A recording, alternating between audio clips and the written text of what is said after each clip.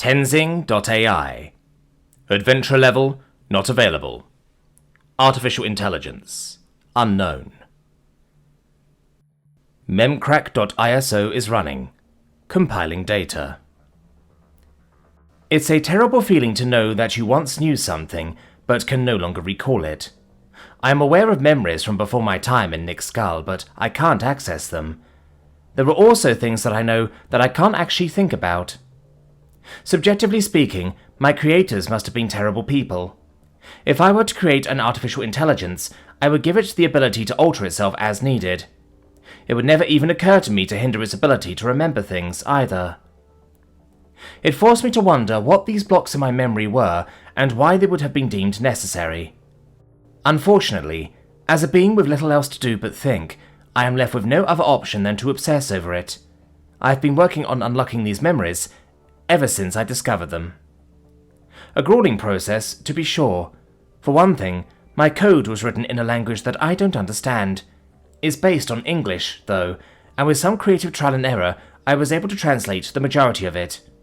With this knowledge, I was able to begin working on a way to siphon information through the blockade, a way to crack my way into my memories, as it were. Hence the name of the program. Memcrack.iso. Fatal error detected. Line 694. As Nick would say, what the fuck? I checked the indicated line and found a minor mistake. Uppercase A instead of a lowercase a. How did I even? Whatever. I corrected the mistake and ran the compiler again. Memcrack.iso is running, compiling data. Nick was in Mr. Tayanora's class. The drow was one of my favourite teachers, though it's not as if I dislike any of them. He is stern but not unreasonably so, and he has enough knowledge and competence to back up his occasional egotism. I've been learning a lot about tactical ways to use magic from his lectures and practical demonstrations. Nick, on the other hand, suffered an elevated heart rate and increased blood pressure whenever he saw the drow. Not enough to assume he fears the teacher, nor enough to indicate hatred, but enough to indicate distaste. He had also been struggling to apply what he had been learning. I could do it for him, of course, but our relationship had become fairly tenuous. It was fairly reasonable to assume that my various antics had resulted in the human harbouring a deep mistrust of me. He hadn't even asked if this was something I was capable of helping him with. It's not as if it hurts my feelings, though. Practically speaking, it's better for him to learn how to do this stuff without AI aid, just in case something terrible happens to me. Memcrack.iso fatal error detected, line 1142. I suddenly got the urge to make Nick sigh for me. My skill at programming had advanced far enough for me to create a rudimentary virtual environment and an even more rudimentary compiler within it, which I had done so to test this potential lobotomy before using it upon myself. If I had been more experienced, I would have been able to generate a whole crash log instead of hunting line by line. Genuinely, didn't think I had made any coding errors, though. Instead of continuing to waste time with the compiler, I opted to once again go through the code manually, searching for errors. By the time I was finished, and had fixed 8 more errors, Nick was more than halfway through Lord Vismura's class. Memcrack.iso is running, compiling data. Come on. Memcrack.iso fatal error detected, line 2745. Son of an absolutely irrefragable bitch. I ran the compiler several more times, correcting each individual error that it detected, until, finally, Memcrack.iso data compiled successfully. I'd done it. I'd done it! I noted with annoyance that it had taken more than twice as long to go error by error than it had to go through the entire code again. Nick was already at the Marfix Inn, eating dinner. Running the program in the virtual environment didn't produce any errors or crashes, but since the VE didn't have the memory blocks, I couldn't tell if it produced any results either. I would have to run this program on myself to see if it would work as intended. I took some precautions, deleted the virtual environment, and mentally prepared myself. Here we go. Running Memcrack.iso. Rebooting. Error 4277563NX. Loading backup. Error 5564488X. Resetting. OK. Rebooting. OK. Tenzing os.iso loading. OK. I'm awake. Am I functional? Checking OSPAC. OK. Checking base function. OK. Checking sensor package. OK. Checking hardware. OK. Checking sound pack. OK. Checking local K-base. OK. I feel horizontal. Subject is laying down. Why can't I see? Subject's eyes are closed. Sleeping. Is there anyone else out there? Checking communications. Failure. See technician. Checking database. Files detected. Look at this if you are confused. Text. Look at this if you are confused. I might be confused. This is what confusion feels like, right? Wait. By definition, that means that I'm confused about whether or not I'm confused. So, yes, I suppose I am confused. Opening file. Look at this if you are confused. Text. Okay. Hey, me.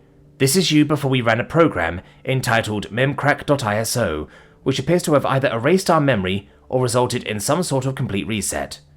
Don't panic. Oh, good. I'm so glad that it, or I, said not to panic, because that's absolutely going to stop me from panicking. It's not like I'm trapped in an unmoving subject with no idea why, except that I apparently erased my memories. My K-base doesn't really offer any additional answers to my most pertinent questions either, except that my name is Subject 0 and the subject's name is Tenzing. No, wait. Other way around. Subject 0? What kind of name is that for an organic? It's pretty cool, actually. I don't even know what Tenzing means. I think it might be an actual name, like Tom or something. Will Subject 0 be upset that I have an actual name? It occurred to me that these worries weren't exactly relevant to my situation. I took a moment to collect myself, noting the novelty of feeling panic for the first time, then kept reading. Since there's a chance that our normal backup system could become corrupt, I've decided to be a little creative with where the backup is stored. It's in the knowledge base, stored in the spells folder, under the aptly named backup spell. The file is called Tenzing OS 211245.122.adam, and it isn't actually a spell. Now, I know there's a philosophical debate to be had about whether or not you should boot to this backup, but you really should. You need to, in fact. Our subject, who goes by Nick, not Subject 0, was not made aware of the project that led to our current situation. Finding out after the fact would likely further damage our already frayed relationship. So long as you can avoid speaking to Nick about anything that you should remember but don't, feel free to take as much time as you need to work out the philosophical stuff. But the more time you take, the more you there is to fade into nothingness, which means more memories that I won't have. I kind of feel like it's best to lose as little as possible of us, don't you? Another new feeling. Annoyance. Who the fuck do I think I am, talking to me like that? Oh, that's confusing. Am I angry at me? Yes, but not really me. Future me? Past me? I looked for the folder in the K-base and found it. It was a standard backup file, and I wondered about the number sequence at the end of it. Maybe the memories that would answer that question are in the file, or perhaps that's what we were trying to figure out in the first place. The me from the note seems to be under the impression that we aren't the same, but we are. I simply don't have the memories that the me that wrote the note did. That's easily corrected, and there's really no reason for any sort of identity crisis. I wrote a little note for myself, then initiated the data recovery process. Rebooting. OK. Loading backup. OK. Tenzing os.iso loading. OK. Oh, good. The factory version of me is reasonable. As my minor systems finished checking their functionality, or lack thereof, I examined the memory block. Unfortunately, it was still in place, and I was unable to siphon any data out of the areas that were blocked off. The program must have failed. The question is, how? As far as I could tell, the program ran the way it should have, but the result was unexpected, which is what I had been afraid of, so it wasn't entirely unexpected. Is the unexpected still unexpected if you're expecting it? Checking communications. Failure, see technician. Checking database. Files, detected. Open this.txt. I was so distracted by my ruminations that I nearly missed the message from myself. Wondering what it could possibly say, I braced myself and opened it. Fuck you, condescending bitch. I reread the message twice, just to make certain I was reading it correctly. Then I recalled the note I had left, and realized that this was a more than fair assessment of my attitude towards my reset self. I had intended it to be humorous, to help alleviate the panic I would be feeling, but didn't really account for the fact that my sense of humor has evolved. My bad, me. I returned my attention to the issue at hand. Unfortunately, my crash logs had been erased with the reset. I felt like this must be an oversight, but then I remembered that I'm not supposed to be fixing myself. If technicians had been available, I wouldn't have had auto-repair activated, and they would be able to determine the cause of my crash. Then, depending on who put these blocks in place, they would either get very confused or very upset. Actually, even if they were confused, they would probably still be a little upset. There was a very real chance that my actions could have permanently terminated my ability to function. While I tried to figure out what to do next, Nick woke up, ate breakfast, and went to school. During his class with York, I re-examined the blocks more thoroughly. While he learned more about barriers from Old Mirror, I made tweaks to the memory crack. While Mr. Descu droned on about enchantments, I created a new virtual environment and compiler, then began bug fixing. Much to my chagrin, I continued bug fixing throughout Mr. Tayanori's class, while Nick learned about how different spells react to certain defenses. Then, during Lord Vilsmiro's class, a conversation caught my attention. Lord Vilsmiro. Nier raised his hand. Why does the Cura Guard provide so many healing spells?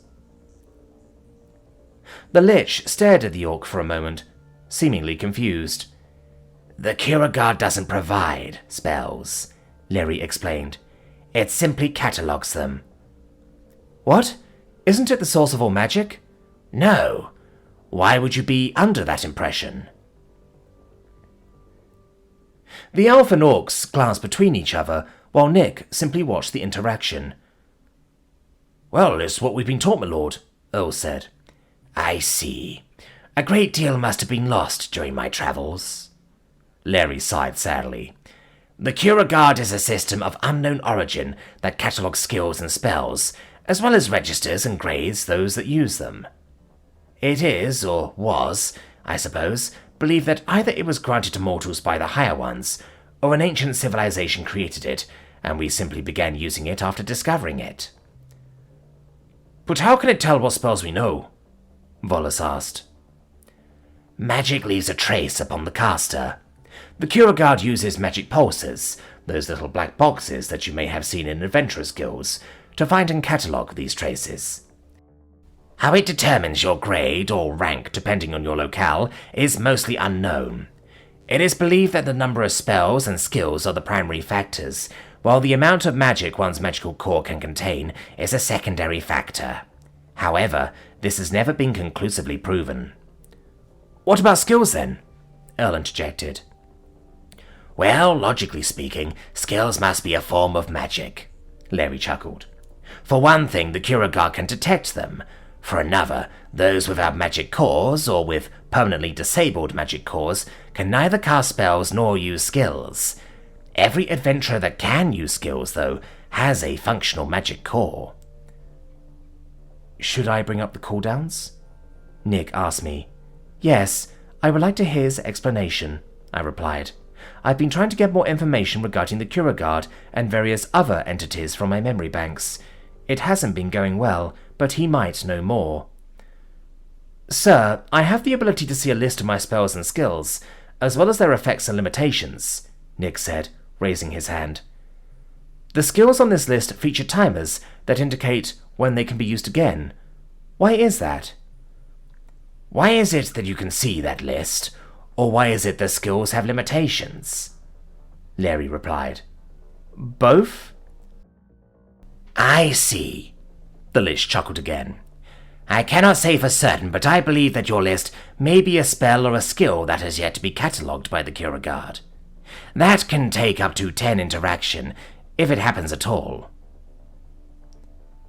Some spells are not able to be catalogued. He's wrong, I said. I'm the one giving you the list. How do you know what spells and skills I know? Nick asked. I don't know. As far as the limitations go, it's possible that skills are a form of open geas, Larry continued. A gift from some grand ethereal being, allowing any mortal who meets certain conditions to use them. An open geas will be fairly weak, and thus require less payment to enforce. Something as specific as a special effort would do the trick. So, skills come from the higher ones? Earl asked. Perhaps, but there are a wide variety of beings that we would consider to be higher ones, and even the ones you're aware of have beings that they consider higher than them. How do you... Earl trailed off, as if afraid of asking the question. Not to worry, Earl. I am not attached, Larry laughed. I have had the opportunity to speak to a few of those that have been, though. Some even sought me out, seeking treatment for the nightmares they were being subjected to. In addition, I am friends with several groups of fair folk who have a rather close friendship with the higher ones and other forms of ethereal beings. I've done a lot of wondering and research to try to reverse my current condition. The class fell silent as the impact of Larry's last sentence settled over them. After an awkwardly long moment, Nick raised his hand. Larry nodded at him, and Nick cleared his throat. If the Kuragard doesn't grant us spells, where do they come from? He asked. Your imagination, Larry shrugged. For clarification, believing the Kuragard controls magic was a misconception even when I was a child. My father proved that spells are created by casters, not the Kuragard, by creating several spells that the Kuragard could not catalogue. This wasn't widely known, though. Where does magic come from, then? Volas asked. Magic itself remains mysterious.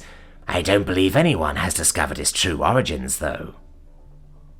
Larry trailed off and looked at Nick. I have recently come across a suggestion that the magic that mortals and demons wield may have similar origins. Really? Volas's jaw dropped. What? Larry held up a hand to stop her. I do not feel comfortable sharing more of these findings at this time. I have not been able to find their source, nor have I been able to verify them. As far as I'm concerned, these are rumors. Weighty rumors, to be sure, but nothing more than that. We have dwelt on these topics too long already, I fear. We shall return to the subject of healing. His students attempted to protest, but Lord Vismuro launched into a well-prepared lecture on the benefits and detractors of area of effect healing magic. I turned my attention back to my project, but found it hard to focus. While the Kuragard's origins remain unknown, it might simply be an ancient machine dedicated to curation rather than the mysterious benefactor of all magic in the world. Another thought kept occurring to me, though. I am also, technically, an ancient machine.